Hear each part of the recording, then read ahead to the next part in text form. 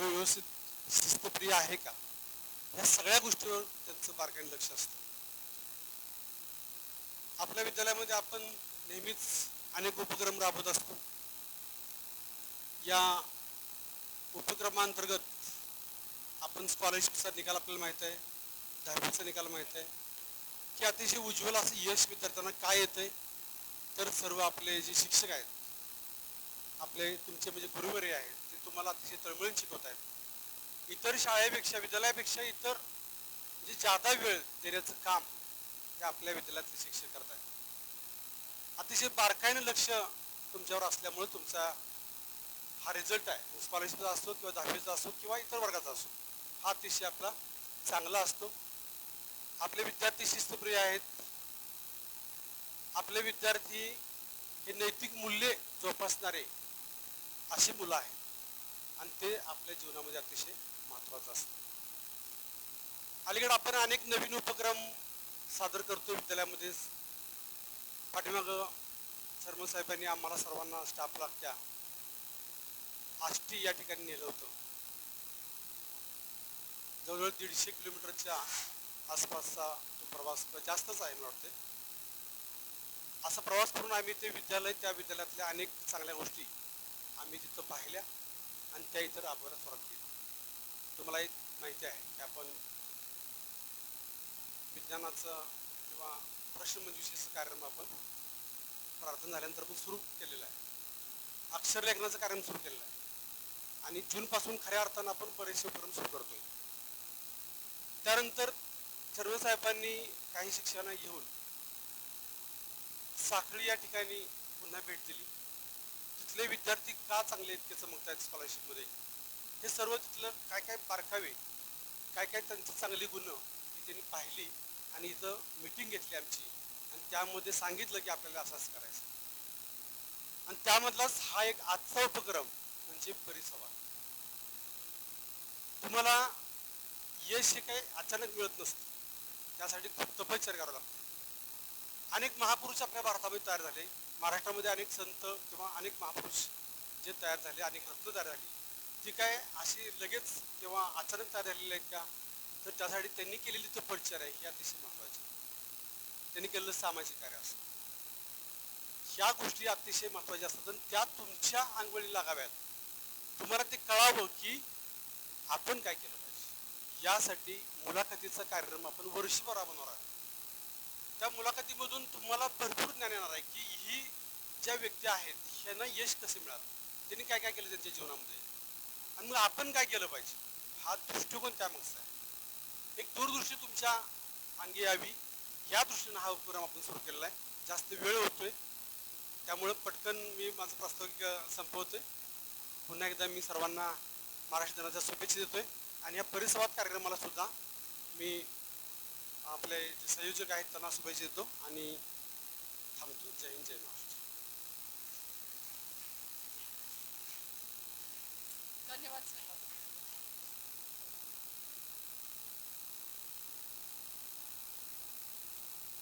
धन्यवाद सर. खरोखर आपण असं म्हणतो की चांगल्या गोष्टी त्यांनाच मिळतात जे वाट बघतात, अधिक चांगल्या गोष्टी त्यांना मिळतात जे प्रयत्न करतात आणि सर्वोत्तम गोष्टी त्यांनाच मिळतात जे आपल्या प्रयत्नांवर अतूट विश्वास ठेवतात. आणि त्यातलेच एक म्हणजे आपले भैयासाहेब, ज्यांनी शून्यापासून सुरुवात करत इथपर्यंत उत्तुंगाशी सर्वोच्च पातळी गाठलेली आहे. तसेच इथून पुढचा त्यांचा प्रवास देखील हा सर्वोत्तम होणारच आहे. अशा आजच्या उत्सव मूर्तींचा सत्कार आपल्या विद्यालयाच्या वतीने करावा अशी मी प्राचार्यांना विनंती करते. आपल्या विद्यालयाचे प्राचार्य माननीय श्री बी.एन. माने सर यांना विनंती करते की भैयासाहेबांचा पुष्पगुच्छ, शाल व श्रीफळ देऊन यथोचित सत्कार करा.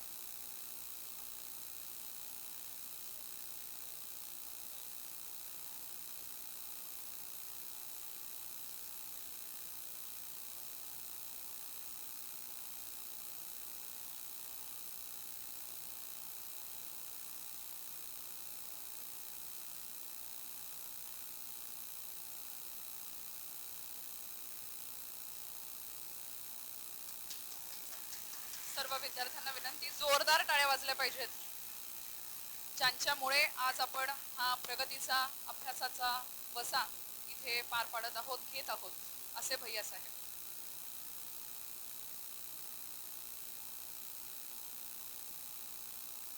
यानंतर मी पुढील सूत्रे सौ माने मॅडम यांच्याकडे सोपवित आहे. आपण मुलाखतीला सुरुवात करीत आहोत.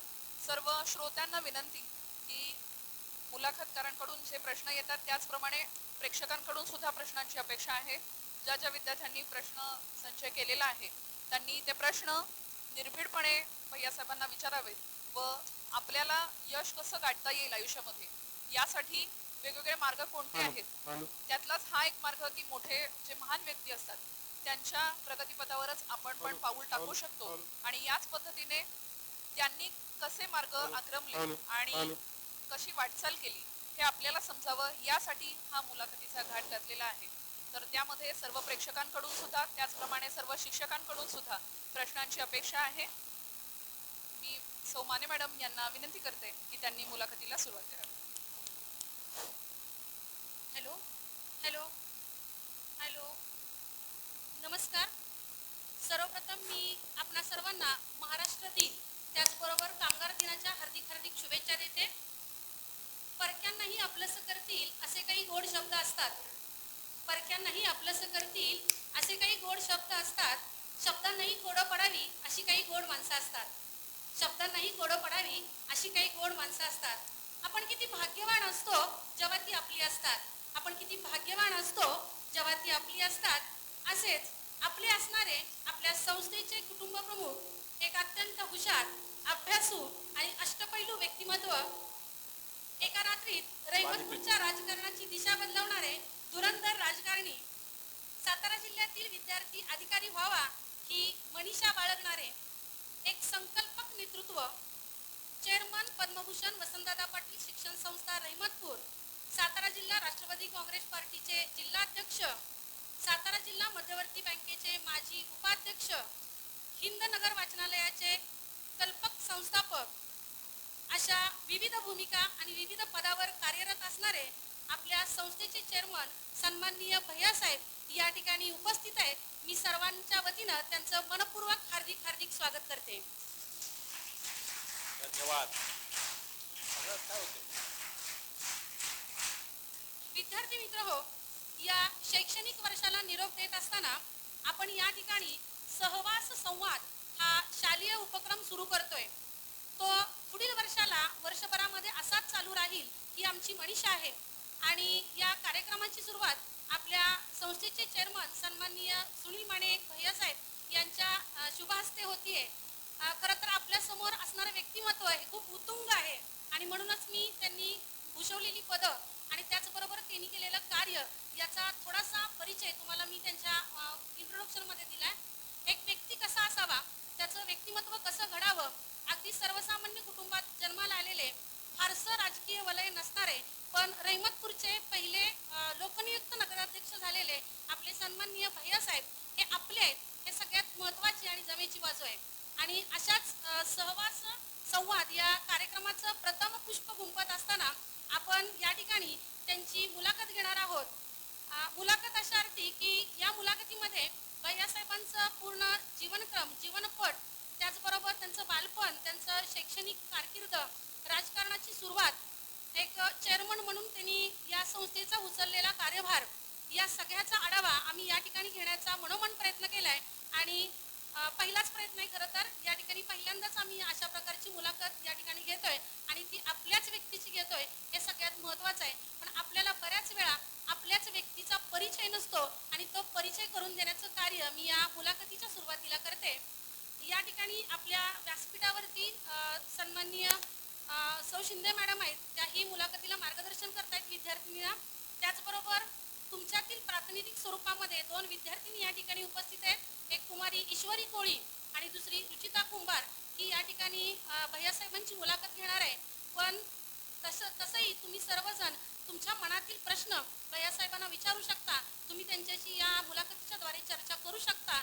आपण मुलाखतीकडे वळत असताना मी सर्वप्रथम कुमारी ईश्वरी कोळी हिला विनंती करते की तिनं भैयासाहेबांना आपल्या मनातील प्रश्न विचारावेत. नमस्कार. माझा पहिला प्रश्न असा, बालपण कसे होते? मी पहिल्या प्रश्नाचं उत्तर द्यायच्या अगोदर आपल्या सर्वांना एक मी महाराष्ट्र दिन आणि कामगार दिनाच्या अतिशय माझ्या वतीने शुभेच्छा देतो. मगाशी मॅडमनी खूप स्तुती केली, मला जरा अवघडलेलं आहे. एक म्हण आहे मराठीमध्ये, मी बापू माने सरांची चर्चा करत होतो की आपण संवाद अभियान राबवायचं. वेगवेगळ्या क्षेत्रातल्या मोहिते मॅडमची चर्चा करून आम्ही वेगवेगळ्या क्षेत्रातली माणसं वर्षभर कोण आणायची, कशी आणायची चर्चा केली. त्यांनी पहिली मुलाखत माझीच घेतली. म्हणजे आता एक मराठी म्हण आहे, लग्न कर म्हणली हो बायको म्हणायचं, तसं माझ्या अवस्था आणली. म्हणजे पहिली मुलाखत माझी घेतली. आता तुमच्या प्रश्नाकडे आपण सुरू करू.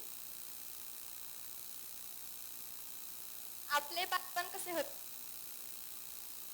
बालपण हे तुमच्यापेक्षा वेगळं होतं. म्हणजे मी 2 शस्त्र बघितली, 2 शतकं बघितले माणूस आहे.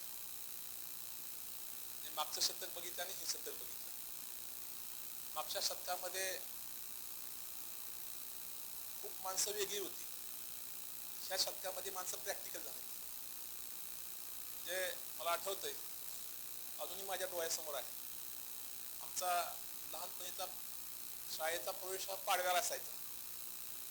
पाडव्याला पाठीवर असं सरत होतं, चित्र काढायचं, अर्धी वाटी खोबरं, त्याच्यावर गुळ ठेवायचा, एक नारळ घ्यायचा, टोपी घालायची, गुरुजींच्या जाऊन पाया पडायचं, नारळ द्यायचा आणि शाळेमध्ये प्रवेश घ्यायचा. अशी आमची शाळेची सुरुवात आहे. त्या ठिकाणी त्या काळामध्ये शिक्षकांच्या मध्ये असेल किंवा शाळेमध्ये पटसंख्या खूप होत्या. मराठी शाळा वेगळ्या होत्या. मला थोडंसं शैक्षणिक, माझी आई स्वतः शिक्षक असल्यामुळं शैक्षणिक पार्श्वभूमी घरात होती. मग बालपण हे वेगळं गेलं. आणि त्या म्हणजे जे बालपण लहान मुलं आता तुम्ही, आमचं बालपण हे वेगळं होतं. तुम्ही आता मोबाईलचं बालपण बघताय. जे मोबाईलवर माणसं क्रिकेट खेळतात. आम्ही सुरपारंब्या खेळायचो, जे गोट्या खेळायचो, विटी दांडू खेळायचो. कुठला खेळ खेळायला असला म्हणजे चोर पोलीस खेळायचो. सगळे खेळ खेळत. म्हणजे जे आता तुम्हाला माहित नाही, सुरफाट्या असतील, या सगळ्या खेळाचा आम्ही त्या ठिकाणी लहानपणी आनंद घेतलाय. आता मुलांना खेळणं माहीत नाही. त्या काळामध्ये आम्ही असं टायरचं चाक काढायचं आणि चाकाच्या स्पर्धा असायच्या आमच्या मुलांच्या. चाक कोण जास्त पळवतोय त्या स्पर्धा असायच्या. म्हणजे असे वेगवेगळे खेळ असोय. उन्हाळ्यामध्ये पोळ्या खायच्या, गोट्या खेळायच्या, बटणं खेळायची. असं सगळं बालपणमध्ये जे जुन्या माणसाने खेळ ते मी खेळायचं. साहेब, आपल्या कालावधीमध्ये फार भौतिक सुविधा नव्हत्या, पण ज्या होत्या भौतिक सुविधा, त्या भौतिक सुविधेचा पुरेपूर वापर करून आपण आपलं बालपण घालवलं. आपण 2 शतकांचे या ठिकाणी साक्षीदार आहात. या ठिकाणी संवाद हा कार्यक्रम तुमच्या प्रेरणेतून आणि तुमच्या संकल्पनेतून साकार होतोय. त्याचा हेतू विविध क्षेत्रातले विविध मोठे कार्य करणारे किंवा उत्तुंग भरारी मारणारे अशी व्यक्तिमत्व या ठिकाणी आणणं आणि त्यांचा विद्यार्थ्यांशी परिचय करून देणं हा जरी असला तरी आमच्याकडेही एक उत्तुंग व्यक्तिमत्व आहे आणि तेही परिचयाचं असलं पाहिजे आमच्या विद्यार्थ्यांना, हा आमचा मानस होता. आणि म्हणूनच प्रथम मुलाखत आम्ही तुमची आयोजित केलेली आहे. शिक्षण याबाबत तफावत जाणवते का? आता मी सातारला ऍडमिशन घ्यायचं म्हणून म्हटलं आज बसनं जायचं, पास काढायचा. मी घरी म्हणतो मला ऍडमिशन सातारला घ्यायचंय. घरचे म्हणले काय नाही, काय आपली शाळा सुरू झाली तर जावा. आम्हाला शिकवण मांडवे सर असायचे, घाडगे सर, म्हणजे इथले शिक्षक सगळे प्राथमिक 11वी-12वीला. आपण म्हटल्याप्रमाणे की आता आणि पूर्वीच्या काळी शिक्षकांचा बॉन्ड हा यामध्ये तफावत आहे. पहिल्यांदा बॉन्ड हा खूप चांगला होता आणि आता त्यामध्ये तफावत आहे. तर तुमच्या आयुष्यातला शिक्षकांशी तुमचं घट्ट नातं असेल असा एखादा प्रसंग तुम्हाला आठवत असेल? मला आठवतंय, आमच्या शाळेत एक मुलगा होता. त्याची परिस्थिती खूप गरिबीची होती. 2 वेळ जेवायला मारामार होते. तिथं आमचे एक शिक्षक होते, गाडवे सर. ते रोज येताना घरनं डबा घेऊन यायचे. 2 डबे आणायची, त्या मुलाचा आणि त्यांचा स्वतःचा. आणि त्यांचं काही नातं नव्हतं, तो त्यांच्या जातीतला पण नव्हता, परंतु तो मुलाला रोज जेवण द्यायचे. आज तो मुलगा एका चांगल्या बँकेमध्ये सिनियर मॅनेजर म्हणून काम करतो. म्हणजे मी काय सांगितलं की शिक्षकाची आणि मुलाची अटॅचमेंट भावनिक असली पाहिजे. मी मुलांना दरडून सांगण्यापेक्षा त्या मुलाला त्याची परिस्थिती जाण करून दिली. तुला हे करायचं आहे, तू जर हे केलंस तर तुझ्या आईवडिलांचं जे कष्ट आहे ते कमी होते. भविष्य कधी स्पर्धा आहे जगामध्ये, त्या स्पर्धेमध्ये तुला टाकायचं असेल तर तुझं अस्तित्व सिद्ध केलं पाहिजे, आणि अस्तित्व सिद्ध करायचं असेल तर करून घेतलं पाहिजे. जर तुम्ही मुलांना भावनिक ओलावा दिला तर निश्चित शिक्षण क्षेत्रामध्ये खूप मोठे बदल होऊ शकतात. तुमची शिक्षण क्षेत्राबद्दलची आस्था पाहता बालपणापासूनच तुम्हाला शिक्षण क्षेत्रामध्ये आवड होती की ती नंतर निर्माण झाली? म्हणजे त्यावेळेला कळत नव्हतं. आता गंमत सांगतोय, 10 वर्षापूर्वी मी माझ्या बेडरूममध्ये एकटाच होतो. मिसेस गावी गेली, मी वाचत होतो. सर आई आमची बाथरूमला उठली, रात्री 3 वाजल्या होत्या. ती उठल्यानंतर तिने लाईट बघितली, मध्ये म्हणजे मला म्हणजे झोपला नाहीच होय. नाही झोपलो, झोपतो आता, झोप येत नाही, वाचत बसलो होतो. आई म्हणल्यानंतर मी लाईट बंद केली, झोपलो. सकाळी जेव्हा खाली आलो तेव्हा आई म्हणली की एवढा अभ्यास केला असता तर तू IAS ऑफिसर झाला असतास. रात्री 3-3 वाजेपर्यंत अभ्यास केला. म्हणजे त्या काळामध्ये शिक्षणाबद्दल गोडी असणं, म्हणजे माझ्या शिक्षणाला काही ब्रेक लागाय खूप अनेक गोष्टी आहेत. म्हणजे माझं शिक्षणाचं स्थलांतर अनेक शाळेमध्ये झालं. मला आठवतंय, म्हणजे पुन्हा मी ब्लेम ठेवायचं म्हणून नाही, माझ्या वडिलांची राजकीय पार्श्वभूमी, जेव्हा कॉलेजला असताना त्यांच्यावर झालेला आघात, राजकीय आघात असतो, तेव्हा त्यांना म्हणजे अनेक केसेसमध्ये अटक होती. जवळपास त्या सगळ्या केसेसचं संपूर्ण जामीन असेल, त्यांचं मेडिकल असेल, ह्या सगळ्या गोष्टी मी करू. त्यामुळे मला शिक्षणाबद्दल आस्था असताना पण शिकता आलं नाही. पण शिक्षणाची गोडी का निर्माण झाली? जगामध्ये एकमेव राजमार्ग आहे की जो माणसाचा उत्कर्षाचं साधन आहे, आणि तो शिक्षण व्यवस्था आहे. मला आठवतंय, मी कुर्ले सिद्धेश्वरला होतो.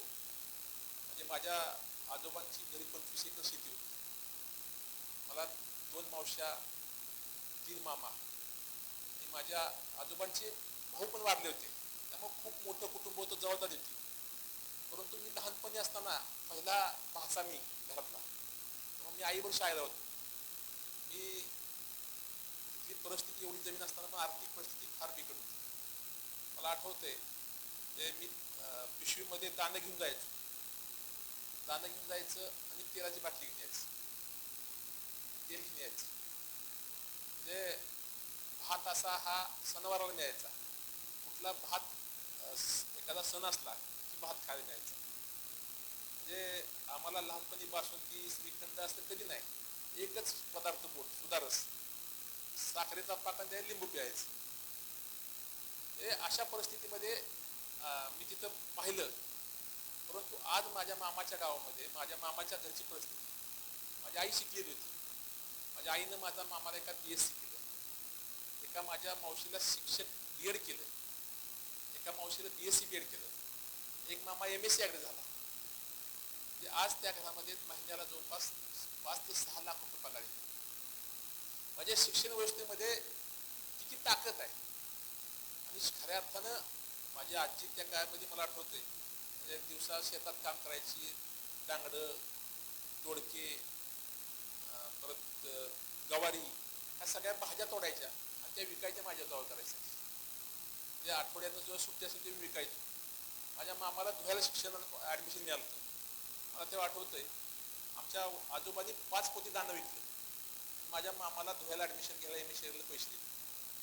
म्हणजे परिस्थिती ही माणसाला तयार करते. जेव्हा 2 पर्याय होतात की हा नाही हा मार्ग, तर माणूस शिकत नाही. या जगामध्ये स्ट्रगल शिवाय पर्याय नाही. आणि शिक्षण व्यवस्थेवर माझा एक विश्वास आहे, खऱ्या अर्थानं माणसाचं प्रगतीचा एकमेव राजमार्ग आहे शिक्षण व्यवस्था.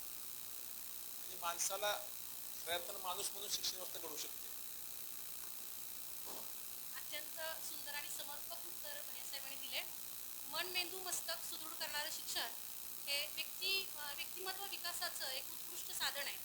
फक्त व्यक्तिमत्व विकासच नाही घडत, तर त्या माध्यमातून कुटुंबाचा विकास घडतो आणि कुटुंबाची सर्वसाधारण असलेली परिस्थिती त्यांच्या कुटुंबाची कशी बदलली हेही त्यांनी त्यांच्या उत्तरादाखल आपल्याला सांगितलेलं आहे. त्यामुळं आज शिक्षणाचा प्रचार आणि प्रसार झाला आहे, पण त्याबाबतची हवी तशी जागरूकता आज 100% दिसत नाही. कारण वाढता मीडियाचा प्रभाव आहे. समाजातलं बदलतं वातावरण, त्याचबरोबर सोशल मीडियाचा आपल्यावरती होणारा परिणाम आणि याचा परिणाम होऊन आपल्यावरती जे शिक्षणाचे वेगवेगळे आघात होत आहेत, वेगवेगळ्या प्रकारचे चुकीचे, ते आपण पडून काढले पाहिजेत आणि मन, मेंदू, मस्तक सुधारणारं शिक्षण हे आपल्याला आणि आपल्या कुटुंबाला कसं सुदृढ करून आपल्याला पुढे घेऊन जाईल याची वाटचाल आपण रेखाटली पाहिजे, असं मला यातून वाटतं. आपण आताच म्हटलं की मोबाईलचं जग हे आता जास्त प्रभाव टाकत आहे आणि पूर्वीचं बालपण हे अतिशय वेगळ्या पद्धतीचं होतं. मग आताचं मोबाईलचं जग हे विद्यार्थ्यांसाठी कितपत उपयुक्त आहे, पण डिजिटल युग आहे म्हटल्यानंतर त्यांना त्या साधनांची कॉपअप करणं हे महत्त्वाचंच आहे. त्यामुळे त्यांनी ते कितपत करावं आणि त्याचा उपयोग कितपत करावा, कशा पद्धतीने करावा असं तुम्हाला वाटतं, की पूर्णपणे मोबाईल हा चुकीचाच आहे असं तुम्हाला वाटतं? नाही, विज्ञान शाप वरदान. मला आठवतंय आम्हाला 10वीला एक निबंध आलता, विज्ञान शाप की वरदान. तसं मोबाईल शाप किंवा वरदान. प्रत्येक गोष्टीचे 2 बाजू आहेत. तसा नाण्याला 2 बाजू असतात. तसा त्याचा वापर कशासाठी करतोय आपण. आता अनुभव बघितला, आपण भारत पाकिस्तान युद्ध होणार तेव्हा चर्चा सुरू आहे. म्हणजे पाकिस्तानमधले काही मंत्री म्हणतात की आम्ही काय अणुबॉम्ब काय ठेवाय केलेत का. भारतातले पण अणुबॉम्ब आहेत. अणुबॉम्बचा वापर कशासाठी करायचा, म्हणजे कॅन्सरचं रेडिएशन देण्यासाठी करायचा, वीज निर्मितीसाठी करायचा, मानवसृष्टीसाठी करायचा. म्हणजे त्या गोष्टीचा वापर कशासाठी करायचा त्यावर त्या गोष्टीचा फायदा तोटा ठरला जातो. म्हणजे मी परवा सांगताना आम्ही कारखान्याचे इलेक्शन होतं, एका गावामध्ये सुरलीमध्ये गेलो प्रचारला. आणि प्रचार करून आल्यानंतर सगळ्या मी एका मंदिरात गेलो. मंदिरात मुलं बसली होती, ते काही पबजी असतं काही खेळ होती. त्या मुलांनी हाताला असं एवढं असं कवर घातले होते, बारके कवर. मी म्हणतो का रे कवर घाततात. नाही म्हणजे आमची रेषा मोजते बोटाच्या. म्हणजे किती मोबाईलच्या हारी गेलं पाहिजे. आणि मोबाईल कसं आहे, मोबाईलची सिस्टीम अशी आहे, तुम्ही काय बघताय किंवा तुमची डिमांड काय आहे ते तुमच्या ब्रेन मेंटॅलिटी पण मोबाईल खेळतो. तुम्हाला काय आवडतं त्या गोष्टी तुम्हाला मोबाईल सर्व्हर सप्लाय करतो. म्हणजे मोबाईल कशासाठी वापरा, शिक्षणासाठी वापरला, त्याचा वापर काय केला तो चांगला आहे. पण चुकीच्या पद्धतीनं मी परवा एका पेपरमध्ये वाचलं की आईनं मुलाला मोबाईल दिला नाही म्हणून आईच्या डोक्यामध्ये मुलानं दगड घातला. म्हणजे हा पण खूप वाईट गोष्टी आहेत समाजामध्ये. त्याचा मोबाईलचा वापर कसा करायचा हे आपण ठरवायचे प्रत्येकाने.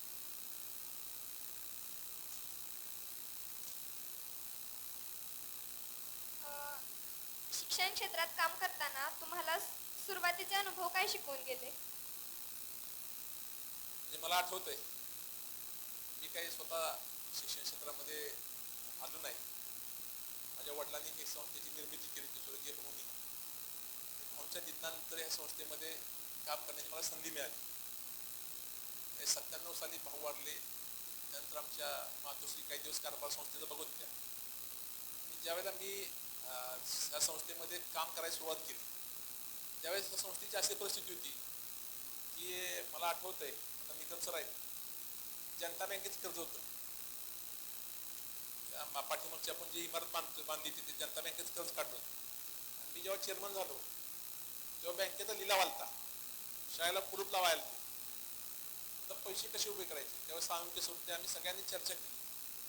चर्चा करून मग पुढचे गाळे काय डिपॉझिटमध्ये दिले आणि त्या बँकेचं कर्ज भरलं आणि जुनी इमारत ती बांधली. त्या काळामध्ये गावामध्ये 3 शिक्षण संस्था होत्या. आदर्श शिक्षण संस्था, राधाकृष्ण शिक्षण संस्था आणि वसंतदादा. मला आठवतंय माझा एक मित्र म्हणजे वसंतदादा शाळा ही एक वेगळी इमेज होती, एक फ्रेम असते माणसाची, माणसाची फ्रेम तयार होते, हा माणूस कसा आहे, आणि समाज फ्रेम तयार करतो. म्हणजे माझे मित्र रुपेश जाधव आहे, त्या रुपेश जाधवांच्या वडिलांनी रुपेशला घातलं आदर्श शाळेमध्ये, आणि त्यांचा जरा टार्गेट मुलगा होता, तो इलेक्ट्रिशियनचं काम करत होता, तो वारला, त्याला घातलं वसंतदादा शाळेमध्ये. तर आम्ही बोलता बोलता एकदा असं म्हणलं की गावामधले टार्गेट मुलं वसंतदादा असायची. त्या काळामध्ये साधारण 70-75 मुलं लागायची. मोहिते सर त्या काळामध्ये मुख्याध्यापक होते, परत मांडवे सर सांगलीचं झाले असेल, मग मुलांना पास द्यायचे, कंपास द्यायचे, ड्रेस द्यायचे, असं करून कशी तरी 75-80 मुलं 2 डिव्हिजन पुरता पण भरायची. ही त्या काळामध्ये वसंतदादा पाटील शिक्षण संस्थेची अवस्था होती. त्यामध्ये वेगवेगळे बदल करून म्हणजे मला आनंद वाटतोय की जे जे कल्पना मांडल्या त्या कल्पना शिक्षकांनी या ठिकाणी त्याचं अंमलबजावणी केली, आणि त्या कल्पनेला गती दिल्यामुळं आज ह्या गावामध्ये किंवा जिल्ह्यामध्ये तालुक्यामध्ये संस्थेचं किंवा विद्यालयाचं एक वेगळं वलय निर्माण झाले. त्यामध्ये हे काम करताना खूप आनंद होतो. आता तुम्ही सांगितल्याप्रमाणे खूप कठीण प्रयत्न करून आपली ही शाळा उभारली गेलेली आहे. तर या शाळेबाबत तुमची काय स्वप्ने आहेत? म्हणजे या शाळेतला प्रत्येक विद्यार्थी एक भारतातला आदर्श नागरिक झाला पाहिजे. त्यामध्ये शाळेतल्या मुलांना कल्पना खूप वेगळ्या आहेत. तिथं संगीत असलं पाहिजे, संगीतचा क्लास असले पाहिजेत, वेगवेगळ्या जागतिक भाषा असल्या पाहिजेत, मुलांना अद्वैत कॉम्प्युटरची 100 कॉम्प्युटर रूम असली पाहिजे, मुलांना कथ्थक मुलींना करता आलं पाहिजे. म्हणजे अनेक पुस्तकं वाचली, त्या पुस्तकामध्ये असं म्हणजे वाचण्यात माझ्या आलं की शिक्षण जगाय शिकवतं, शिक्षण जगाय शिकवतं, परंतु एखादी कलेवर प्रेम केलं तर ती कला कसं जगावं शिकवते. त्यामुळे या शाळेमध्ये एक ग्रंथालय असलं पाहिजे सुसज्ज, एक लायब्ररी असली पाहिजे, एक विज्ञान प्रयोगशाळा असली पाहिजे, आणि वेगवेगळ्या संकल्पना आहेत. ते महाराष्ट्रातलं सगळ्यात स्मार्ट ग्रुप असतात ते माझ्या रहिमतमध्ये असलं पाहिजे, ते आपल्या शाळेत असलं पाहिजे, आपल्या संस्थेत असलं पाहिजे, हा आपला संकल्प आहे. निश्चितच भैया. परंतु जर आपण शिक्षण क्षेत्र म्हटलं तर बजेटमध्ये आर्थिक बजेट जे निघतं त्यामध्ये अतिशय अत्यल्प हा निधी शिक्षण क्षेत्रासाठी ठेवला जातो, जो जास्त अपेक्षित असतो. परंतु त्याच पद्धतीने आपली संस्था चालवत असताना तुम्हाला आर्थिक आव्हानांना कितपत सामोरं जावं लागतं आणि त्यावरती तुम्ही कसा मार्ग? आपण जे जे काही चांगलं करायचं आहे, एक महाराष्ट्रातलं स्मार्ट शाळा कशी आहे ती आपल्याला कशी करता येईल, आर्थिक मदत होत राहते. आपण जर माणसांना पटवलं किंवा पालकांना जाणवलं की बाबा इथं चांगलं हे चांगलं मिळतं, तर निश्चित आर्थिक अडचणी काही येत. लोकसहभागातून आर्थिक बाजू सोडवता येते, समस्या सोडवता येते, असं भैयासाहेबांचं मत आहे. मुलाखत घेणारे आणि देणारे जरी व्यासपीठावर उपस्थित असले तरी आपणा सर्वांना या ठिकाणी संधी उपलब्ध आहे. आपणा प्रेक्षकांपैकी कोणाला जर प्रश्न विचारायचा असेल भैयासाहेबांना तर कृपया बोट वर करा किंवा उभे राहा. माईकची व्यवस्था तिथं केली जाईल.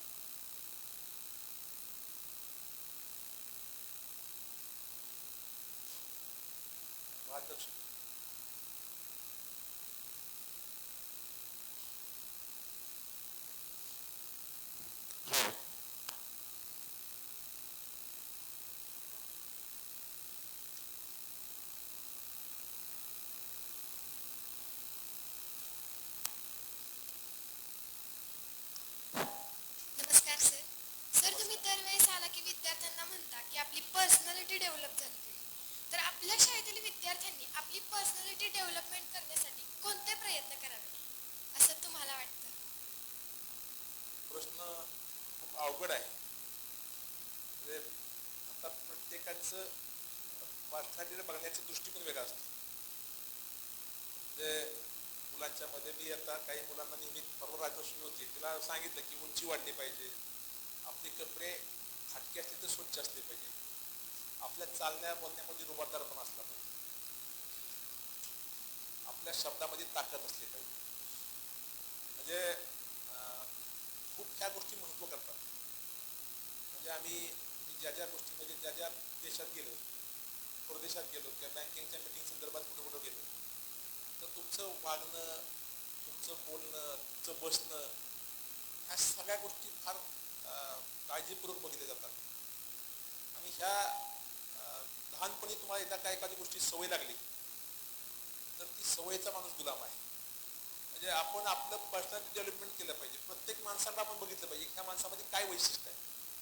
आता तुम्ही एखाद्या रस्त्याने बघितलं, गाढव चालताना बघितलं आणि शेजारी घोडा चालताना बघितला तर घोडा हा रुबाबदार चालतो, गाढव हे वेगळं चालतो. म्हणजे ह्यामध्ये आपलं लक्ष असलं पाहिजे. आपण पर्सनॅलिटी कशी असली पाहिजे, आपला उच्चार स्पष्ट असला पाहिजे, आपलं मत ठाम असलं पाहिजे.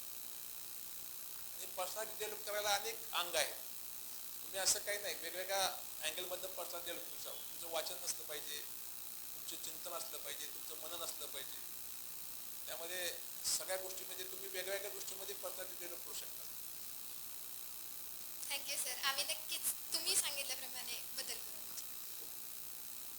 अजून कुणाला विचारायचं असेल तर बोटवर करा. माईकची व्यवस्था तिथं त्या ठिकाणी केली जाईल. विचार.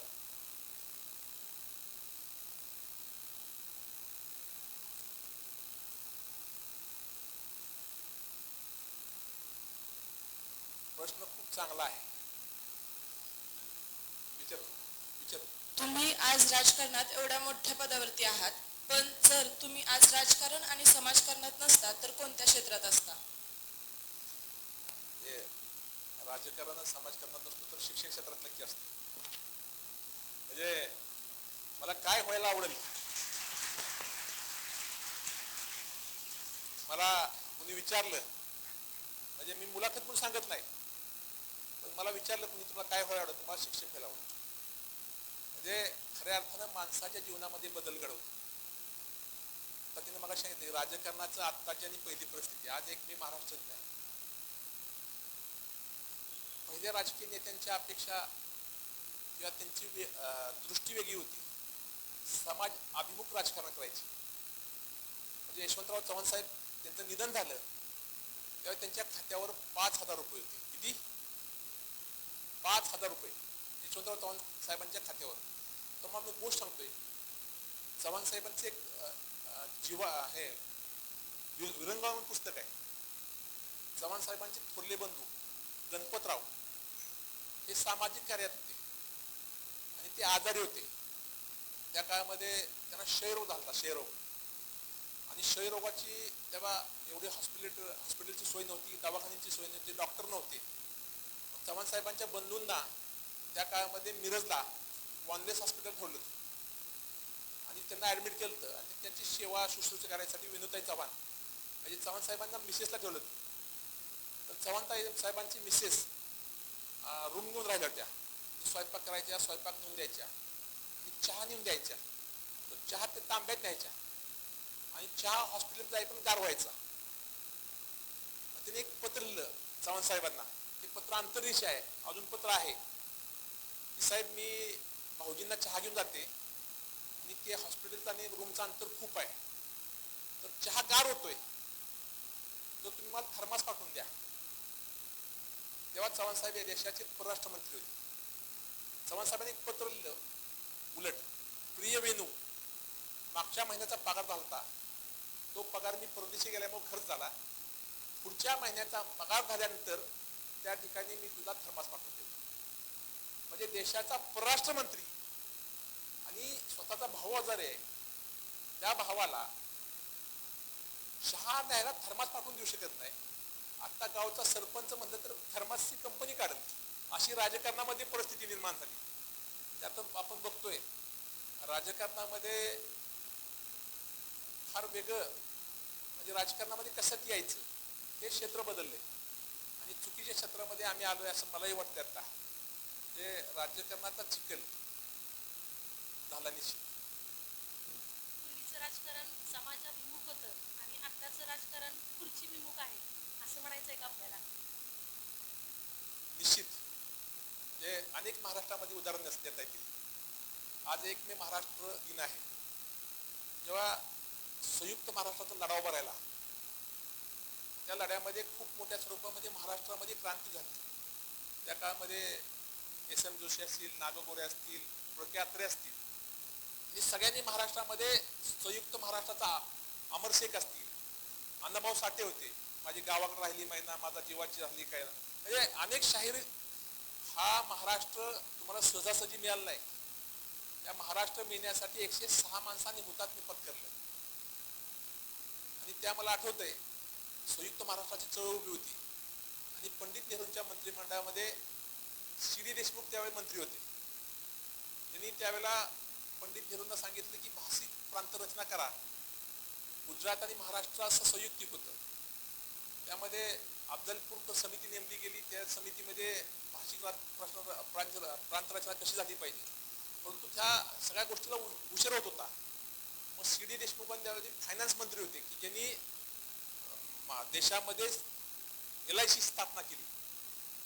त्या सी.डी. देशमुखांनी त्या ठिकाणी राजीनामा दिला स्वतःच्या मागणीसाठी. म्हणजे राजकारणामध्ये एखादं पटलं नाही तर त्या ठिकाणी माणसं राजीनामा देऊन यायची. मला आठवतंय वसंतदादांचं आणि काँग्रेस पक्षाचं काहीतरी थोडं तुम्ही झालं होतं. वसंतदादांनी राजीनामा दिला, सांगलीत गेले आणि शेतकरी संघटनेची स्थापना केली. आता माणसं बदललेत. मला कुठंही उभं करा, परंतु मला खुर्ची द्या, सत्ता द्या. जे सत्तेसाठी विचार, ध्येय, धोरणं ही सगळी संपले. 7 सीन्स ऑफ महात्मा गांधी 7 पातकं लिहिली होती त्या कुटीमध्ये. म्हणजे politics without character, commerce without morality, म्हणजे तत्वहीन व्यापार असेल, राजकारणामध्ये कॅरेक्टर नसेल, जो जास्त भ्रष्टाचार करेल तो लवकर मुख्यमंत्री होईल. ही आता राजकारणाची परिस्थिती आहे. अजून कुणाला प्रेक्षकांना विचारा की. मला ताई विचारायचं नंतर. आपलं स्वप्न रहिमतपूरला आदर्श बनवण्याचं आहे. त्या दृष्टीनं आपण अनेक भौतिक सुविधा निर्माण करत आहात, केलेल्या आहेत.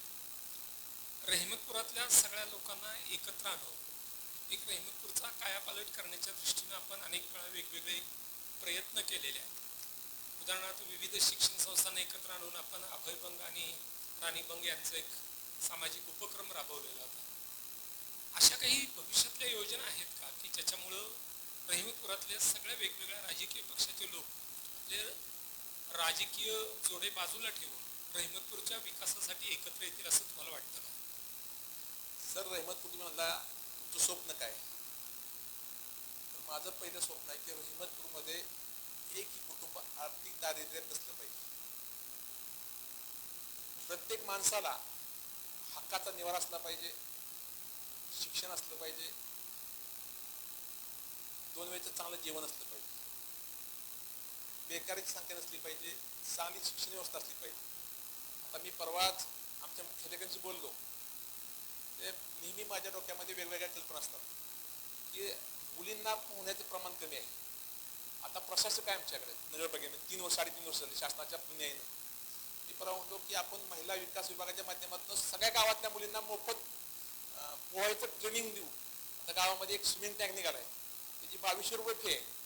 तर मी त्या मुख्याधिकाऱ्यांसमोर असा प्रस्ताव मांडला की गावातल्या वय वर्ष 5 पासून 18 पर्यंत जेवढ्या मुली पोहाय शिकाय येतात त्यांना मोफत नगरपालिकेतून शिकवू आपण.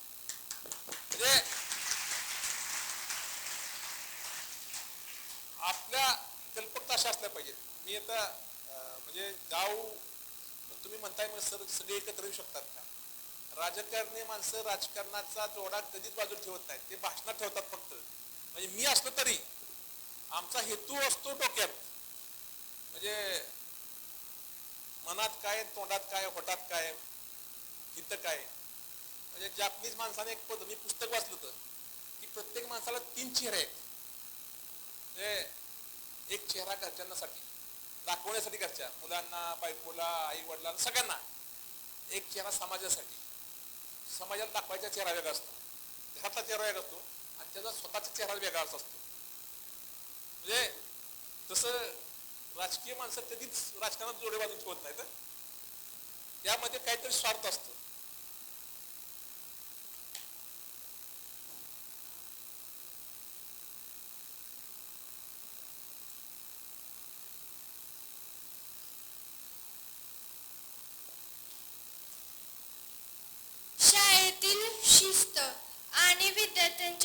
समस्या सोडवण्यासाठी कोणते प्रयत्न आवश्यक आहे असे तुम्हाला वाटते? शाळेला शिस्त असली पाहिजे. आता आपण काही वर्षभर नवीन प्रोग्राम राबवतो. परवाच मुख्याध्यापकांची चर्चा केली की एखाद्या मिलिटरीतला चांगला अधिकारी तिथं एक्झिक्युटिव्ह ऑफिसर म्हणून आपण नेमायचं की मुलांची केस कशी असली पाहिजे, त्याचे चप्पल कशा असल्या पाहिजे, त्याचे कपडे कसे असले पाहिजे, तो चालतो बोलतो कसा असला पाहिजे. माझी अशी कल्पना आहे, मी मागच्या वर्षापासून सरांच्या मागे लागलोय की आपण 3 दिवस सगळ्या मुलांनी इंग्लिशमध्ये बोलायचं. सोमवार, मंगळवार, बुधवार. म्हणजे मला आठवतंय मी पाचगणीला शाळेला होतो, तर मला तिथं माझ्या हॉस्टेलला, मी राहायला मराठी मिडियमला, शिकायला मराठी मिडियमला, पण राहत होतो त्या हॉस्टेल इंग्लिश मिडियमचं होतं. त्या शाळेमध्ये सगळी मुलं इंग्लिश मिडियमची होती, फक्त मी एकटा मराठी मिडियमचा होतो. आणि ते आमचे जे अंकल होते बोडस, ते म्हणायचे, Sunil you speak in Marathi, I will break your teeth. मला राईस काय माहित, राईस कशाला माहित नव्हतं. मागायचं, भात कसा मागायचा मी बघायचो, हे पोरगा काय मागतोय, राईस मागतोय, मग आपण राईस करायचं. त्या भाजीला काय नाव आहे मागायचे नाही, ते बघायची शेजाऱ्या. हे माझी अशी कल्पना आहे की मुलांनी 3 दिवस पूर्ण इंग्लिशमध्ये बोललं पाहिजे. मी एखाद्या बाहेरच्या देशामध्ये गेलो, मी जर्मनला गेलो होतो, ऑस्ट्रेलियाला गेलो होतो, न्यूझीलंडला गेलो होतो, सिंगापूरला गेलो होतो, मी चांगल्यापैकी इंग्लिश बोलतो. लिहायला न येऊ द्या, परंतु इंग्लिश बोलणं, भाषा ही लिहायला आली पाहिजे असं काही नाही. तुम्ही चांगल्या पद्धतीने इंग्लिश बोलू शकता. शाळेला शिस्त असली पाहिजे, मुलांनी शिस्तीत वागलं पाहिजे. शेवटी जीवनामध्ये शिस्त ही फार महत्वाची आहे. आणि जे आता आपण शिस्त पाळतो ती जीवनात अखंड शिस्त राहते. बघा, मिलिटरीतल्या घरातली माणसं, ज्याच्या घरात कोणाकोणा घरात मिलिटरी म्हणायचं सांगा बघू. मिलिटरीच्या घराची शिस्त बागशी असते. त्याच्या वडिलांची सकाळी उठले की दाढी रोज करणं. आता तुमच्या घरात चुलती असू द्या, वडील असू द्या, दोघं एका आईचीच मुलं आहेत, परंतु मिलिटरीत आला माणूस कायम दाढी करतो. दुसरा मुलगा 8-8 दिवस बाहेर जात नाही दाढी करणं. म्हणजे अशी परिस्थिती असते. शिस्त ही फार महत्वाची आहे आणि शिस्तीमुळे माणसाचं व्यक्तिमत्व घडतं. त्यामुळे शिस्त ही शाळेच्या दृष्टीने फार महत्वाची आहे. ती कशी लागेल, शेवटी लागण्यापेक्षा लावून घेणं महत्वाचं आहे. मग अशी तू म्हणते शिस्त लावण्यासाठी काय, म्हणजे स्वतः आपण आत्मपरीक्षण केलं पाहिजे की आपलं काय चुकतंय, आपण कसं वागलं पाहिजे. निश्चित चांगली शिस्त लागेल. निश्चितच भैया साहेब, आपण म्हटल्याप्रमाणे आपणच आहोत आपल्या जीवनाचे शिल्पकार. हे त्या पद्धतीने आपण स्वतःला शिस्त लावून स्वतःला प्रकल्प करू शकतो. त्याचबरोबरचा एक माझा प्रश्न आहे की आपण राजकीय क्षेत्रामुळे बाहेरच्या ठिकाणी देखील फिरता. राजकीय क्षेत्रामुळे आपला वेगवेगळ्या देशांशी संबंध येतो. मग वेगवेगळ्या देशातील विद्यार्थी आणि भारतातले, आपल्या रहिमतपुरातले विद्यार्थी, यामध्ये तुम्हाला काय तफावत जाणवते? म्हणजे मी जेव्हा जर्मनला गेलो होतो, जर्मनमध्ये एका शाळेमध्ये गेलो होतो सिस्टीम बघायला. तिथल्या शाळा कशा आहेत, तिथल्या बँका कशा आहेत, तिथली शेती सिस्टीम काय, तिथला उद्योग सिस्टीम काय. तर शिक्षण व्यवस्थेमध्ये त्यामध्ये संवादात्मक शिक्षण व्यवस्था आहे. मुलांची मतं काय आहेत, प्रत्येक मुलाला एखादा टॉपिक दिला जातो आणि त्या टॉपिकवर चर्चा होते शाळेमध्ये. समजा प्रतापगड स्वारी, छत्रपती शिवाजी महाराजांची प्रतापगड स्वारी जर लिहिली, तो विषय घ्यायला, तर त्या विषयाबद्दल मुलांचं मतं घेतलं जातात की तुमचं मत काय त्या ह्याच्याबद्दल, आणि ती मुलं स्वतः मत प्रकट करतात. शेवटी जिज्ञासा ही महत्वाची आहे. शिक्षण व्यवस्थेमध्ये किंवा मानवसृष्टीमध्ये जी प्रगती झाली ती जिज्ञासामुळे झाली. आणि जिज्ञासा ही संकल्पना शिक्षणाची बेसिक संकल्प आहे. जोपर्यंत मुलांच्या मध्ये जिज्ञासा निर्माण होत नाही तोपर्यंत मुलं अभ्यास करू शकतात. आणि जिज्ञासा वृत्ती ही मुलांना त्या ठिकाणी नवीन नवीन विजन तयार करते, दृष्टी तयार करते. शिक्षकामध्ये अजून तुम्हाला प्रश्न विचारायचा असेल का? तुला विचार. आजच्या वेगळ्या आणि तंत्रज्ञानाच्या युगामध्ये शाळेतील शिक्षण पद्धतीत कोणते बदल आवश्यक आहे असे तुम्हाला वाटते? शिक्षण पद्धतीमध्ये काही बदल असले पाहिजे. त्यामध्ये खूप वाद आहेत. म्हणजे प्रत्येक शिक्षण तज्ञांचं मत वेगळं आहे. परंतु माझं मत ते बरोबरच असेल असं नाही. पण माझं असं मत आहे की संवादात्मक शिक्षण व्यवस्था असली पाहिजे. एखाद्या विषयावर संवाद झाला पाहिजे मुलांशी. एखादा विषय शिकवला तर त्या विषयावर मुलांची मतं असली पाहिजे. मुलांना मतं तयार करता आली पाहिजे. तर ती व्यवस्था शिक्षण व्यवस्था प्रभावी ठरू शकते. आता आपण शिकतोय तो श्राव्य पद्धतीत शिकतोय की शिक्षक सांगतात मुलं ऐकतात, दृकश्राव्य असेल किंवा संवादात शिक्षण व्यवस्था असते. अशा वेगवेगळ्या पद्धतीनं आता शिक्षण व्यवस्थेमध्ये ह्या मुलीने चांगला प्रश्न विचारला. मागच्या 1-2-3 वर्षापूर्वी मी तहसीलदारापासून गेलतो. एक मुलगा समोरून आला, इन्शर्ट केला होता, बूट होता, गॉगल होता. मला एक्सक्यूज मी सर, बोला. आता मला तहसीलदारांना एक पत्र लिहायचं आहे, अर्ज द्यायचा आहे. त्या अर्जाचा मायना काय लिहायचं, मायना काय लिहू. मी त्याला विचारलं तुमचं गाव कुठलं, काय तुम्ही काय शिकलाय. म्हणला मी एमटेक आहे.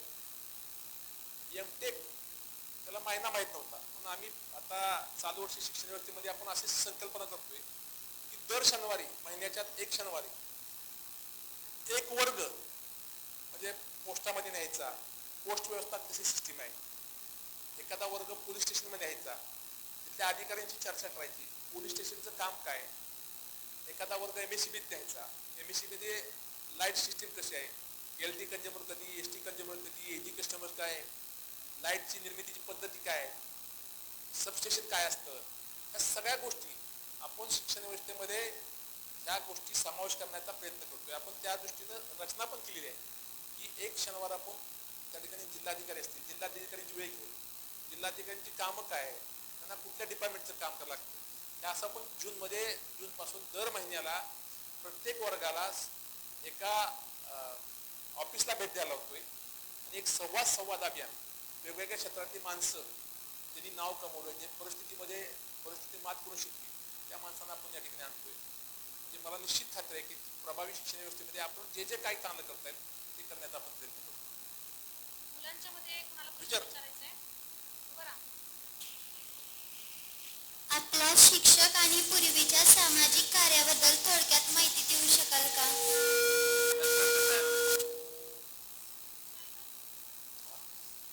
आपल्या शिक्षक आणि पूर्वीच्या सामाजिक कार्याबद्दल थोडक्यात माहिती देऊ शकाल का? असं सामाजिक कार्य मी काही केलं नाही मोठं. म्हणजे जे काय करतो मी असं काही समाज सुधारक किंवा सामाजिक असं काही वेगळं नाही.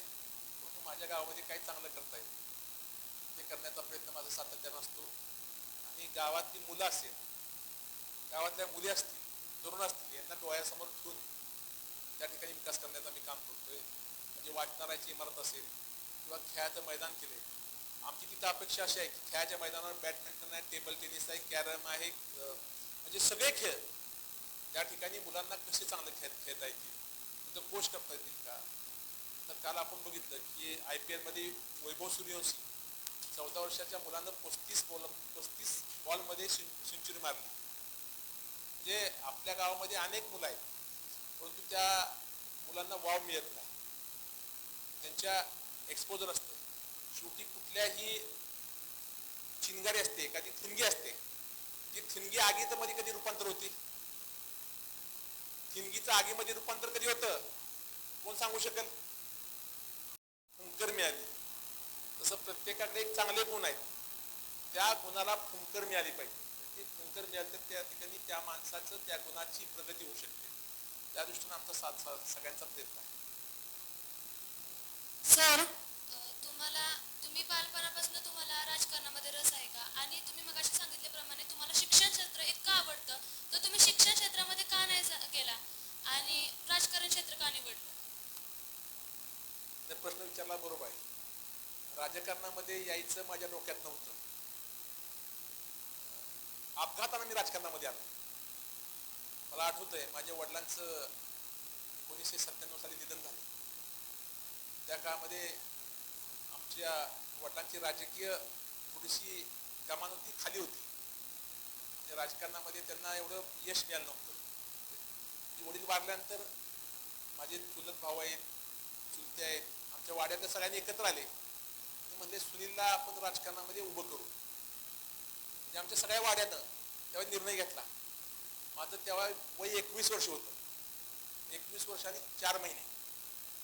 मला आठवतंय मी फॉर्म भरला आणि मी माझ्या स्वतःच्या प्रभागामध्ये उभं राहत नाही, दुसऱ्या प्रभागामध्ये उभं राहिलो. त्या काळामध्ये त्या 5 वर्षामध्ये संपतराव माने दादा म्हणून नगराध्यक्ष होते. त्यांच्यानी माझी फाईट झाली. मी त्यावेळेस त्या वार्डात निवडून आलो. परंतु राजकारणामध्ये किंवा कुठल्याही कामामध्ये आशीर्वादानं एक वेळ संधी मिळते. आशीर्वाद कायम उपयोगी पडत नाही. कायम उपयोगी पडतं हे तुमचे कष्ट उपयोगी पडतात. मला आठवतंय मी वयाच्या 21 वर्षी राजकारणामध्ये आलो. वयाच्या 23 वर्षी नगराध्यक्ष झालो. पहिलं 5 वर्ष मी नगराध्यक्ष म्हणून काहीच काम केलं म्हणजे मला त्यावेळेला एवढं विजन नव्हतं, दृष्टी नव्हती, गावाबद्दल संकल्प नव्हती. परंतु त्यानंतर मी इलेक्शनला उभं राहिलो आणि मी गावाची परिस्थिती बघितली. म्हणजे एक प्रसंग सांगतो. लोकनियुक्त इलेक्शन सुरू होतं आणि लोकनियुक्त इलेक्शनला माझी मिसेस प्रचाराला फिरती गावात आणि घरोघरी सगळा प्रचार सुरू होता. मला आठवत असेल जुनी माळे गल्ली, पवार गल्ली, मोर गल्ली रस्ता आणि आमची बायको प्रचाराला होती. दिवसभर सगळ्या घरात जायची, रॅली काढली होती आणि ती रॅली संपली आणि ती घरी गेली. मी संध्याकाळी रात्री 12-1 वाजता प्रचार सगळा संपला आणि घरी गेलो आणि तिला म्हणून ताट कर जेवायचे. मला ती खाली आली, ताट करता करता म्हणली मागच्या 5 वर्षात तुम्ही काय केलं गावात? म्हणजे काय झालं? म्हणजे रस्त्याने चालता येईना, म्हणजे भातवड्या आणि पापड हाताले म्हणजे रस्त्याने माणसं संडास केली, पाय चुक चालायला लागतोय. मला तिथे माझे डोळे उघडले. निकम सर मला घरचा आहे असा जोरात असला. मी ते इलेक्शन होऊन दिलं आणि इलेक्शन झाल्यानंतर रहमतपूरमध्ये शौचालय स्कीम आणली. 1000 शौचालय केंद्र शासनाच्या माध्यमातून 1000 शौचालय मी खाजगी बांधली. त्या शौचालयात 12,000 रुपये नगरपालिकेनं अनुदान दिलं म्हणजे शासनानं आणि ती 2,000 आम्ही. त्यावेळेला 1000 शौचालय रहमतपूरमध्ये. महाराष्ट्रामध्ये फक्त रहमतपूर, आष्टा, सोलापूर आणि अमरावती ह्या 4 गावांना पैसे मिळाले. म्हणजे त्यावेळेला येणारा माणूस, एखादा माणूस आला अडचणीला तर तो माणूस माझ्याकडे येतो. तो त्या काळात राजकारण बघत नाही, तो कुठल्या पक्षाचा आहे, त्यानं मला मतदान केलंय का नाही, तो माझ्या गावातला आहे आणि तो अडचणीत आहे, त्याला मी मदत केली पाहिजे. शेवटी सत्ता हे आळगावचं पाणी आहे. राजकारणामध्ये आज सत्ता आहे, उद्या सत्ता नसते. सत्ता हा ऊन सावलीचा खेळ आहे आणि ज्या माणसाने आपल्या सत्य बसवलंय त्या माणसाला न्याय देण्याची आपली भूमिका असते. म्हणजे त्यासाठी राजकारणामध्ये काम करत असताना मी ज्यावेळेला राजकारणामध्ये आलो तेव्हा आराराम आमचे आयडॉल होते. यशवंतराव चव्हाण साहेब हे राजकारणामधले माझे आदर्श आहेत. त्यांना बघून मी राजकारण करतो. सर, तुमच्या लेखी यश म्हणजे काय? यशाच्या संज्ञा वेगळ्या आहेत, यशाच्या व्याख्या वेगळ्या आहेत. तुम्ही कुठल्या अँगलने यश बघताय? म्हणजे माझ्या दृष्टीनं भारताचा चांगला नागरिक हा यशस्वी माणूस आहे. म्हणजे तुम्ही IAS अधिकारी झाला म्हणून यश असं आलं नाही, तुम्ही चांगले अधिकारी आहे म्हणून असं यश नाही. ज्या क्षेत्रामध्ये आपण काम करतोय त्या क्षेत्रामध्ये आपण सर्वोच्च असलं पाहिजे, हे माझं मत आहे, ते यश आहे. मी शिक्षक आहे परंतु मी या राज्यातला विद्यार्थीप्रिय शिक्षक असलं पाहिजे. सर, आता तुम्ही सांगितल्याप्रमाणे आपण ज्या क्षेत्रात काम करतो त्या क्षेत्रात आपण उच्च पदावर जर जाणं म्हणजे यश, तर तुम्हाला असं वाटतं का तुम्ही आता यशस्वी आहात? साक्षी, तू प्रश्न खूप चांगला विचारला. मी यशस्वी नाही, मी समाधानी आहे.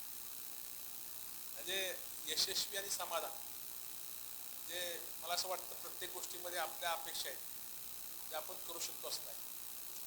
म्हणजे माझी इच्छा कधी मला मारायला लागते, म्हणजे माझी अपेक्षा असेल असं करायचं तर माझं ते होत असं नाही. मी यशस्वी नाही पण समाधानी आहे.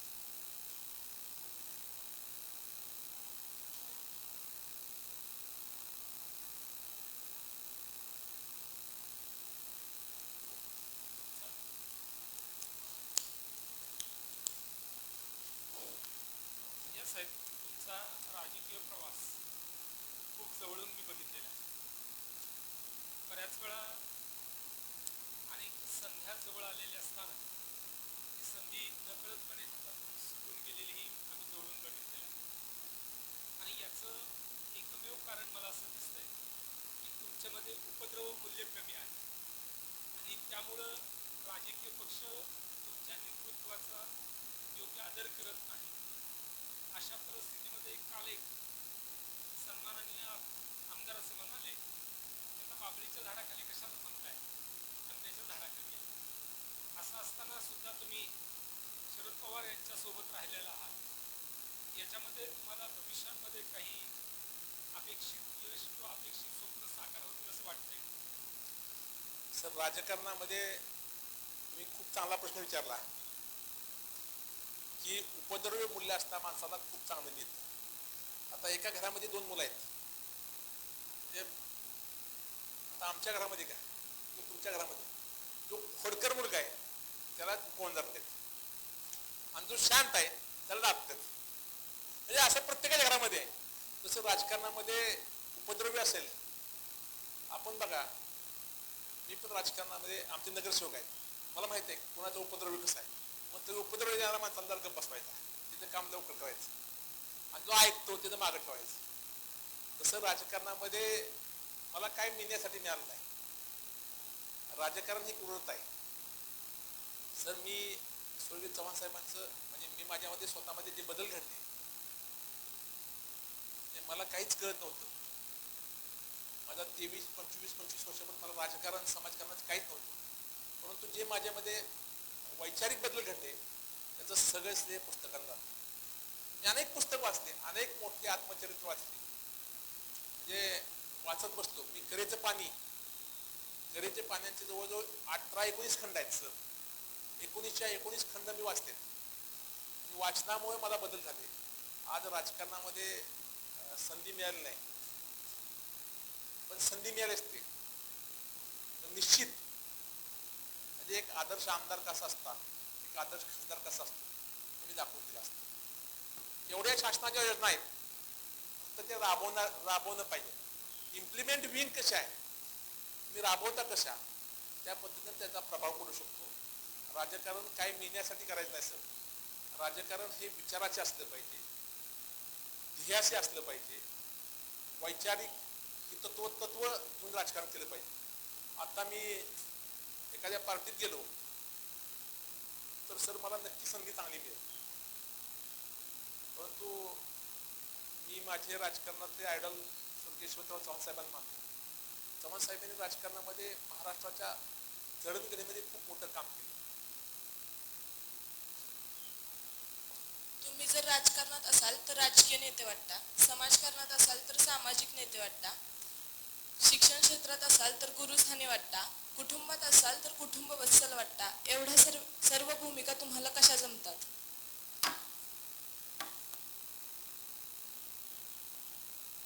एकच पहिला नाटक बघितले का? त्यामध्ये प्रभाकर पणशीकरांनी अनेक रोल केलेत. हे रंगमंच आहे. राजकीय रंगमंचावर राजकीय भूमिका करावी लागते, कौटुंबिक रंगमंचावर कौटुंबिक भूमिका करावी लागते, शैक्षणिक रंगमंचावर शैक्षणिक भूमिका करावी लागते.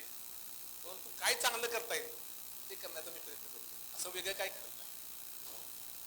या ठिकाणी मुलींना खूप प्रश्न विचारायचे आहेत सर, पण वेळेची मर्यादा बघता थोडंसं मुलींनी माईक मुलांच्याकडे द्यावं. एका मुलाला प्रश्न विचारायचा आहे मगासपासून. सर प्लीज माईक पास करा. थोडीशी वेळेची मर्यादा ठेवता मुलांनी काही प्रश्न विचारावेत अशी मी मुलांना विनंती करते. या मुलाखतीचा दुसरा भाग आपण लवकरच घेऊया.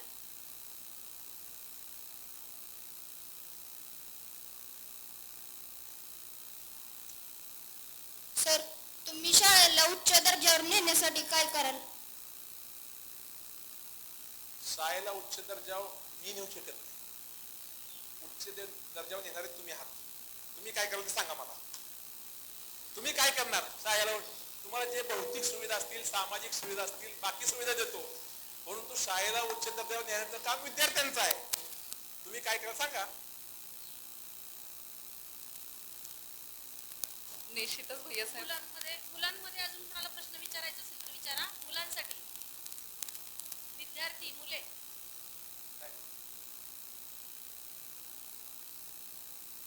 त्याला प्रश्न हेच उत्तर मिळालेलं आहे आणि तो निश्चितच त्याचा विचार करेल असं वाटतं. यातूनच आपण भैयासाहेब बरीचशी पुस्तकं वाचलेली आहेत आणि त्याचा प्रत्येक तुमच्या भाषणामध्ये वक्तव्यामध्ये निश्चितच मुद्दा येतो किंवा तुम्ही नमूद करता. त्याचप्रमाणे आम्हाला कळलेली माहिती अशी की तुम्ही देखील पुस्तक लिहिताय.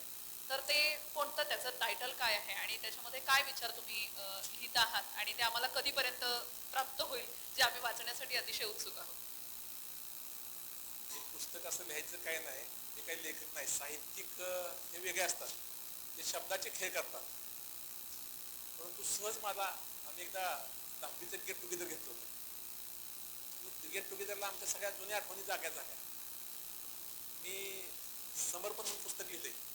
माझं पुस्तक पूर्ण झालंय, फक्त त्याचं जरा शुद्ध लेखन, काही शब्दात बदल करायचे. आता काही मी साहित्यिकाची परवा बसलो होतो, ते म्हणजे आपण थोडंसं त्याला प्रूफ रिडिंग असेल किंवा त्याला कसे शब्द दिले पाहिजेत त्याचं, म्हणजे मी लिहिले म्हणजे असं लिहिले नुसतं, त्याला वर्गवारी केली नाही, त्याला सिरियल लावली नाही, त्याला पहिलं कसं असलं पाहिजे, मध्य काय असलं, शेवट कसा असला पाहिजे, मी आलेला अनुभवलेले सगळे.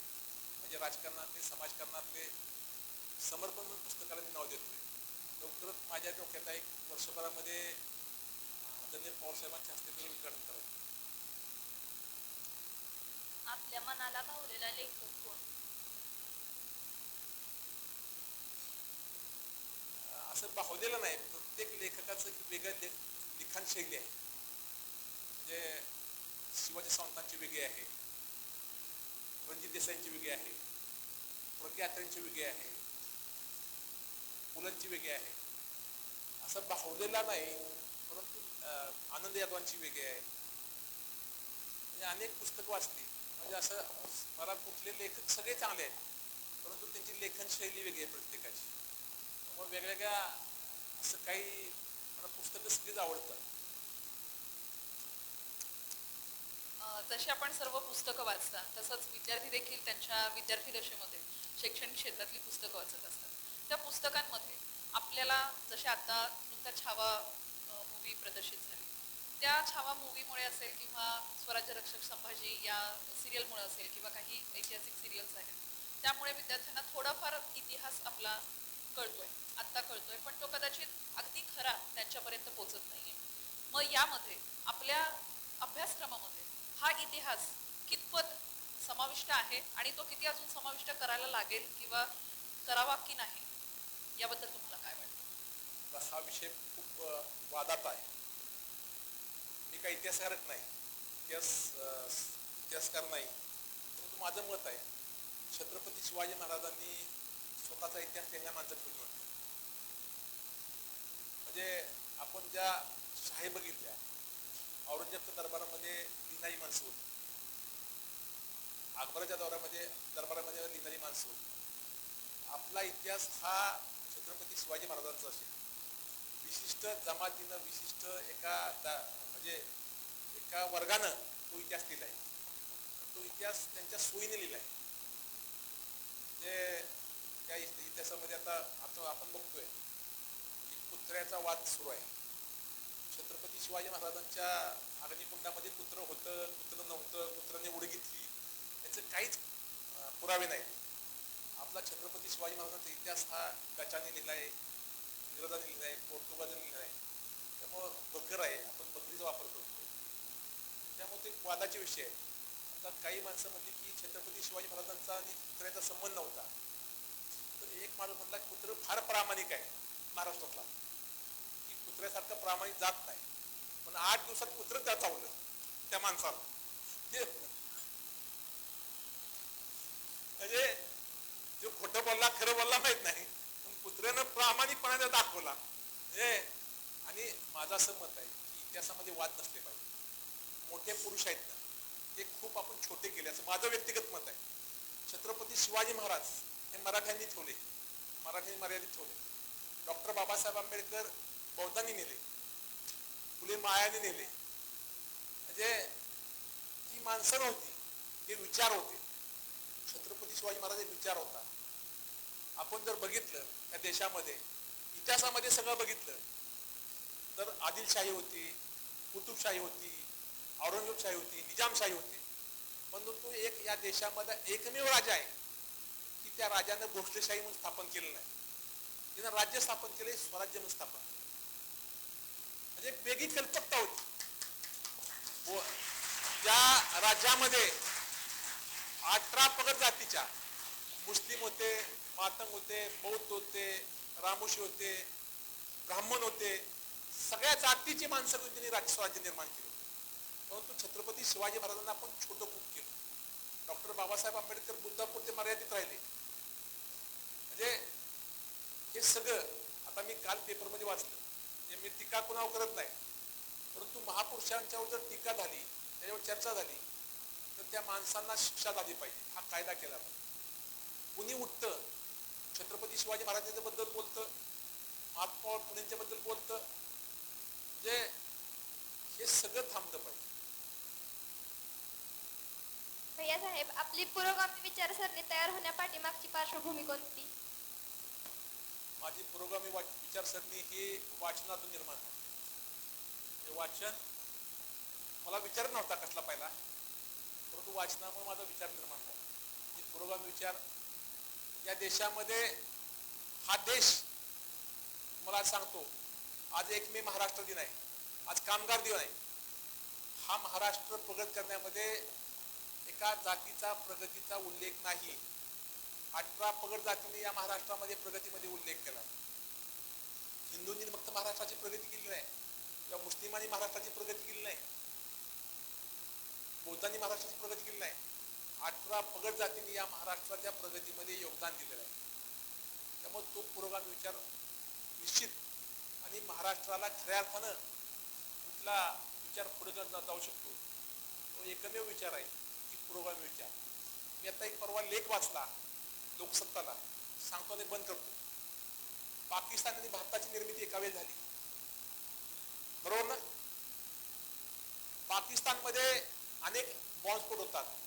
पाकिस्तानमध्ये आता बेकारीचे प्रमाण एवढे वाढले, महागाई गगनाला भिडली. का भिडली सांगा बघू?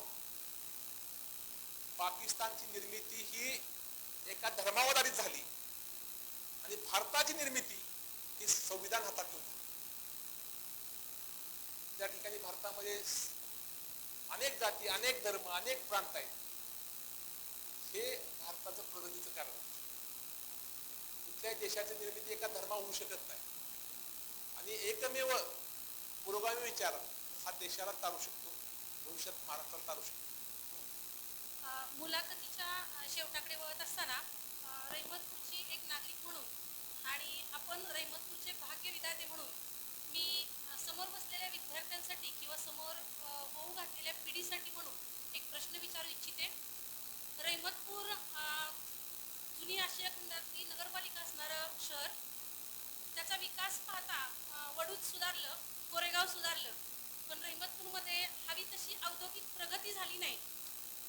ती होईल का, किंवा त्या पाठीमागच्या आपल्या कुठल्या संकल्पना भविष्यातल्या आहेत का, एक रहिमतपूरची नागरिक म्हणून मला जाणून घ्यायला आवडेल.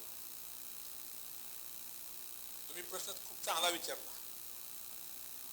म्हणजे रहिमतपूरची प्रगती राजकीय माणसांनीच केली पाहिजे असं काय आहे का? रहिमतपूरच्या प्रत्येक नागरिकाचं स्वप्न असलं पाहिजे, माझं रहिमतपूर कसं असलं पाहिजे. आणि प्रगती ही कुठल्या दृष्टीने असली पाहिजे. औद्योगिकरणासंदर्भात आमचाही प्रयत्न आहे, माझा स्वतः नवीन प्रयत्न सुरू आहे की आपण इंडस्ट्रीज. सगळेच विद्यार्थी अधिकारी होणार नाहीत, सगळेच विद्यार्थी शेतकरी होणार नाहीत, पण रहिमतपूरमध्ये जर पाहिलं तर आपल्याकडे शैक्षणिक क्रांती आहे चांगल्यापैकी, पण जर व्यावसायिक क्रांती झाली तर नक्कीच आपल्यापुढे बसलेला जो 100% विद्यार्थी वर्ग आहे, जो वेगवेगळ्या वैचारिक बौद्धिक पातळीचा आहे, त्या पातळीच्या अनुषंगाने तुम्ही सामाजिक कार्य करता, राजकारणात कार्य करता, आणि आम्ही तुमच्याकडं आशेनं बघतो, आणि या आशेची आम्हाला फलित मिळेल का असं मला विचारायचं होतं. नाही, आता तुमचा प्रश्न बरोबर आहे. ते शेवटी प्रगती कधी, विकास कधी थांबत नाही. विकासाच्या संकल्पना बदलतात. म्हणजे सुरुवातीला माणसाला वाटायचे की रस्ते असावेत, गाडी असावीत, एस टी असावी, परत डांबरी रस्ते असावेत. आता माणसाला वाटतं की आमच्या गावात विमानतळ पण असावं. विकास हा न संपणारा गोष्ट आहे. विकास हा वेगवेगळ्या संकल्पनेमध्ये मांडला जातो, दृष्टीमध्ये मांडला जातो. विकासाच्या संकल्पना काय आहे? तुम्ही म्हणला की आता एक आहे की भारतामध्ये बेकारी आहे, उद्योग आहे. सगळ्यात महत्वाचा अडचण आहे ती लोकसंख्या, डिमांड सप्लाय. म्हणजे डिमांड किती आहे, सप्लाय किती, आवश्यकता जागेची किती आहे, त्या ठिकाणी किती माणसं जातात. शेवटी कोणी त्या ठिकाणी उद्या देशाचं पंतप्रधान मला केलं तर देशाचा प्रश्न सोडवणं एवढं सोपं नाही. त्यामध्ये लोकसंख्या नियंत्रित असणे, स्किल वर्क निर्माण करणे, वेगवेगळ्या क्षेत्रामध्ये निर्माण करणं. मग तुम्ही प्रश्न विचारला की औद्योगिक संदर्भात तुमचं काय. मी एक रहमतपूर विभाग फार्मर प्रोड्युसर कंपनी रजिस्टर केली. त्यामध्ये आपण धान्यापासून इथॉनॉल निर्माण करतोय. साधारण 60,000 लिटर पर डे ही जी कॅपॅसिटी आहे. साधारण 250 माणसांना नोकरी मिळणार आहे. आणि साधारण 70 ते 80 कोटीचा प्रोजेक्ट आहे. तो प्रोजेक्ट अंतिम टप्प्यामध्ये आहे. आमचा प्रयत्न आहे की अन्नदाता तो ऊर्जादाता, जे नितीन गडकरींचं संकल्पना आहे, अन्नदाता तो ऊर्जादाता, तसं आपण त्या ठिकाणी वेगवेगळ्या, आता इथं इंडस्ट्रीज आणणं म्हणजे एवढं सोपं नाही. तर ज्या क्षेत्राला सपोर्ट मिळू शकतं, तिथं ॲग्रिकल्चर बेस आहे, त्या इंडस्ट्रीची कनेक्टिव्हिटी किंवा त्या दृष्टीनं प्रक्रिया उद्योग जर उभे राहिले तर निश्चित शासनाच्या अनेक स्कीम आहेत. काही योजनेमध्ये 50% सबसिडी आहे. जे वेगवेगळे जर प्रोजेक्ट राबवले तर निश्चित, आणि आमचाही प्रयत्न आहे की, आणि आम्ही करण्यापेक्षा एखाद्या मुलानं पुढं आलं, मी दूध व्यवसाय करतोय, प्रक्रिया उद्योग करतोय, तर मला तुम्ही मदत केली पाहिजे. निश्चित तुम्ही एखादा उद्योग करा, आम्ही तुम्हाला मदत करतो. नक्कीच सर. धन्यवाद. या मुलाखतीच्या शेवटाकडे वळत असताना भैयासाहेबांनी आपल्या विद्यार्थ्यांना एखादं मार्गदर्शन करावं जे अचूक असेल आणि जे या मुलाखतीचा सार असेल.